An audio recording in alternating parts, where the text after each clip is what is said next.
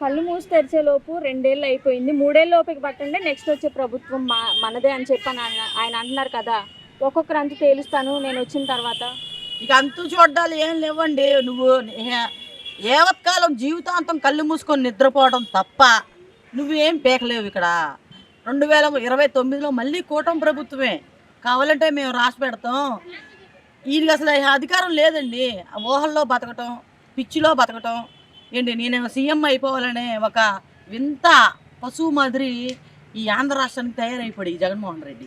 మళ్ళీ నమ్ముతారమ్మా ప్రజలు అంత పిచ్చోళ్ళ? బాబా నమ్మంగా నమ్ము నాయన, నువ్వు వెళ్ళిపో. ఇంకా సారు మాకు ఈ ఆంధ్ర రాష్ట్రాన్ని వదిలిపెట్టి నువ్వు బీహార్ వెళ్ళిపోతావు, తీహార్ వెళ్ళిపోతావు, నీ ఇష్టం. నువ్వు ఇంకా మాకు వద్దాయా జగన్మోహన్ రెడ్డి, మాకు నువ్వు వద్దు అసలు. ఈ కూటమి ప్రభుత్వంలో మేము హ్యాపీగా చక్కగా సంతోషంతో ఉన్నాం. ఏ రప్పాలు లేవు ఇక్కడ. ఏంటి ఏదైనా ఉంటే మేమే కూటమి ప్రభుత్వంకి వెళ్ళి అయ్యా మేము అర్జీలు పెట్టుకుంటాం. సామరస్యంగా మా నాయకులను అడుగుతాం. నీ దగ్గరకు వచ్చి రప్పాలు ఇవన్నీ చిల్లరాశాలు మాకు ఎందుకండి. ఏదైనా మేము కోరుకుంటే సమన్వయంతో కూటమి ప్రభుత్వంకి వెళ్తాం. మా నియోజకవర్గం ఎమ్మెల్యేలు ఉన్నారు, మంత్రులు ఉన్నారు, చక్కగా కేంద్ర పార్టీ కార్యాలయంలో అర్జీలు తీసుకుంటూ ఉన్నారు. మా బాధ అంటే అక్కడే వినియోగించుకుంటాం. నువ్వు వచ్చి మా ₹1 ఇవ్వాల్సిన అవసరం లేదు, నువ్వు వచ్చి జనాల్ని పరామర్శించిన అవసరం లేదు. నువ్వు వస్తే జనాల్లోకి చచ్చిపోతున్నారు. అక్కడ ఓ పక్కన కాన్వే వెళ్తూ ఉంటే భయభ్రాంతులకు గురవుతున్నారు జనాలు, చచ్చిపోతూ ఉన్నారు. చచ్చిపోయినా సరే మీరు పట్టించుకోవట్లేదు కదా. అట్టాగే రప్ప అని చూసుకుంటూ వెళ్ళిపోతూ ఉన్నారు. జనాలు మీకు బుద్ధి చెప్పే రోజు మళ్ళీ 2029 మళ్ళీ మీరు చూస్తారు. మళ్ళీ మనం నిన్నగా మొన్న ఒకటి యాక్సిడెంట్ జరిగింది. అయ్యా నువ్వు నీ కొడుకుని, నీ మంత్రి కొడుకుని వెనకేసొత్తనో తప్పితే అక్కడ చనిపోయాడు. పేద కుటుంబం. ఆయన పాపం రెక్కాడితే కానీ డొక్కాడదు. ఆయన వెళ్తే కానీ తల్లి నలుగురు బతికే పరిస్థితి లేదు వాళ్ళ ఇంట్లో. చిన్నపిల్లాడు నువ్వో చిన్నపిల్లాడు రా. నువ్వు చిన్నపిల్లాడువా? ఇంత విధ్వంసం సృష్టిస్తూ ఉన్నావు. పక్కన 18 సంవత్సరాలు మైనరేగా. ఇప్పుడు 16 అంతకుముందు మనం కోడికత్తి శ్రీను గారు ఎన్నాళ్ళు జైల్లో పెట్టు. ఆడు చిన్నపిల్లాడేగా. మరి నీది వరకు వచ్చేటప్పటికేమో నీకేదైనా అన్యాయం జరిగిందనుకో ఆయన వేసేస్తావు. ఆడికి 10 సంవత్సరాలు ఉన్నాయి, 12 సంవత్సరాలు ఉన్నాయి, ఆయన జైల్లో పెట్టేస్తావు. ఈయన మాత్రం నువ్వు చిన్నపిల్లని అంటున్నావు ఏంటి? ఎవరికి మీకు ఒక న్యాయం, జనాలకు ఒక న్యాయం చేయబాకండి. ఏదైనా ఆడికి 18 సంవత్సరాలు వచ్చు, 15 సంవత్సరాలు వచ్చి బొక్కలో వేసడం వేయడమే. ఎందుకంటే ఆడు చేసిన తప్పు. నీకు ఇంకా ఆ జనాల పట్ల నీకు ఏదైనా ఉంటే నువ్వు ఏదైనా కుటుంబం దగ్గరికి వెళ్ళి పరామర్శించి శుభ్రంగా వాళ్ళకి ఏదో న్యాయం చెయ్యాలా. నీ మంత్రులు నువ్వు వెనకేసుకొస్తావు, నిన్ను నువ్వు వెనకేసుకొస్తావు. నువ్వు పక్కింటోని మర్డర్ చేసినా సరే నీకేమి అనిపిస్తుంది అనమాట. మీ నాయకులు మీ మంత్రులు చేస్తే కరెక్ట్, ఇతర వాళ్ళు చేస్తేనేమో ఇది. ప్రమాదవశాత్తు ఎవరు చనిపోయినా సరే అక్కడికి పరామర్శ పేరుతో వెళ్ళి అక్కడ ఏదో ఒక గలాటా చేయడం కానివ్వండి. అదేంటి అంటే నేను వస్తే ₹1 ఇస్తాను, ముష్టి 10 లక్షలు, ముష్టి 20 లక్షలు. అసలు జగన్మోహన్ రెడ్డి గారు మాట్లాడే మాటని ఎలా చూడాలి? ఆయనకు ఒక పిచ్చి పట్టిందండి చెప్పాలంటే. ఎందుకంటే అధికారం కోల్పోయాడు. జనాల్లో ఏ విధంగా రావాలని చెప్పేసి మనోడు ఎక్కడ ఏం జరిగిద్దా, ఎక్కడెప్పుడు ఏ శవం లేచిపోయిద్దా, నీ తొందరగా అర్జెంటుకి వెళ్ళిపోవాలి ఆ ప్లేస్కి. వెళ్ళిపోయి నీ సీఎం అయిపోవాలని చెప్పేసి ప్రజల్లో నేను ఏదో ఒకటి సానుభూతి పరంగా ఏదో ఒకటి చేయాలని చెప్పేసి ఒక పిచ్చితనంతో జనాల్లోకి వస్తూ ఉన్నాడు. ఇప్పుడు జనాలకు అర్థమైపోతూ ఉంది జగన్మోహన్ రెడ్డి దేనికి వస్తున్నాడు, దేనికి రావట్లేదు, ఎందుకు స్పందిస్తున్నాడో కూడా జనాలకు అర్థమైపోయింది.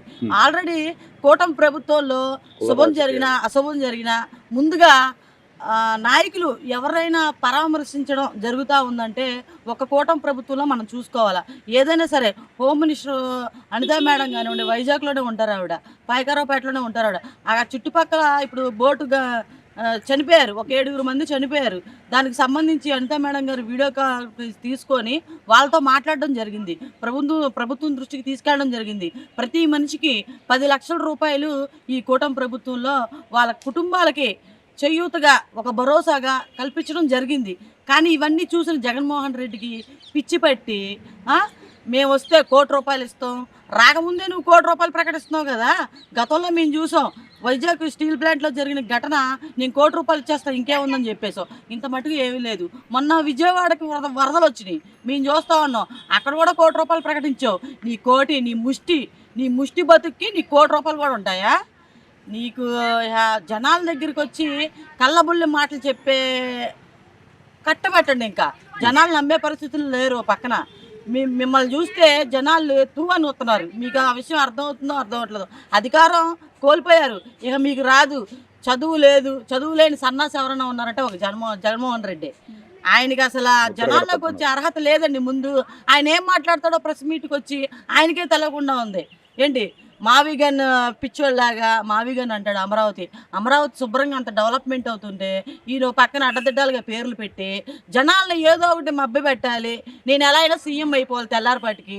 అంటే మావిగన్ అనే వాళ్ళు నాకు ఓట్లు వేస్తారు, అమరావతి అన్న వాళ్ళు చంద్రబాబు నాయుడు గారికి. మావిగన్ వాళ్ళు వాళ్ళ చుట్టూరు ఎంతమంది ఉన్నారు? 11 ఎమ్మెల్యేలు, 11 మందిగా ఉన్నారు. వాళ్ళు మాత్రమే వేయగలరు జగన్కి. ఆ పిచ్చోడికి మావిగన్ పేరు పెట్టుకున్నాడు కాబట్టి ఆ 11 ఓట్లు తప్పితే ఇంకేం పడవు. అమ్మ మరి అలాగే కుల రాజకీయాలు, ముద్రగడ పద్మనాభం గారు చనిపోతే అక్కడికి కూడా వెళ్ళి కుల రాజకీయాలు చేసి అలాగే ఆయన పాడెత్తారు జగన్మోహన్ రెడ్డి గారు. మరి సొంత బాబాయ్ చనిపోతే ఆ దరిదాపుల్లో కూడా కనిపించలేదని చెప్పి మరి చెల్లె ప్రశ్నిస్తుంది కదా. ఇదంతా చెప్పాం కదండి, అధికారం మదం. అధికారం కోసం కేవలం సీఎం సీటు కోసమే ఈయన ప్రయత్నాలు అనమాట. ఏం లేదు, అక్కడ ముద్రగడ శవం ఎత్తాడంటే సీట్ కన్ఫామే, నాకు సీఎం అయిపోతాననే భ్రమలో పిచ్చిలో ఆయన బతుకుతా ఉన్నాడు. నువ్వు అంత గందరగోళం చేసావు. తన కుమార్తె వచ్చింది పాపం, వాళ్ళ తండ్రిని కడసారిగా చూసుకోవాలని చెప్పేసి మీ కుల వర్గాలు మీ రాజకీయాలతో ఆ అమ్మాయిని పాపం అక్కడి వరకు కూడా రానికుండా చేశారు. అది విధ్వంసం. అసలు ఆ మనిషి చనిపోతే ఒక పరామర్శలాగా ఉందండి. అసలు అక్కడ మనుషులే లేరు, పరామర్శకు వచ్చాడు ఆయన. ఎట్టా పెట్టుకుంటా పోతాడు. ఏముంది అక్కడ? అసలు జనాలకి పక్కన అర్థమైపోతుంది, పిచ్చోడు రా బాబు, పిచ్చోడు అయిపోతున్నాడు జగన్మోహన్ రెడ్డి. ఎక్కడైనా గట్టిగా మందులు వాడాలని చెప్పేసి జనాలు యావత్తు కోరుకుంటూ ఉన్నారు. ఆయన వింత ప్రవర్తన. మొన్న మనం చూసాం, అమరావతి జెండాలు వేసుకొని ఇలా కొడతానే ఉన్నాడు. అరే బాబు, ఎడ్యుకేషన్ ఇప్పుడు పీపుల్స్ అందరూ మారిపోయారు. ఎడ్యుకేషన్ పరంగా విద్యాశాఖ మంత్రి మార్చేశాడు జనాల్ని.